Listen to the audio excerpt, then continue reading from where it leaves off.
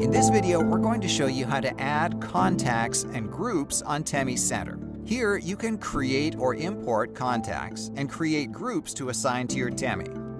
First, click the Add Contacts button and choose whether you'd like to create a new contact or import contacts from your mobile app.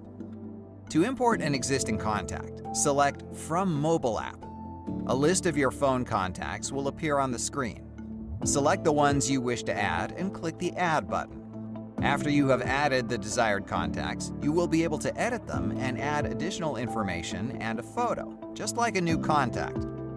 To create a new contact, click the Add Contacts button and select New Contact. Enter the information of your contact. You can also add portrait images of your contacts so Temi can recognize them with face recognition in various modes. We recommend you add at least 5 images for each contact for ideal face recognition. When you're done, click Save. Groups.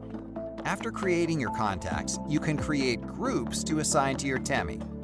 Only contacts that have the Temi mobile app will be shown on Temi.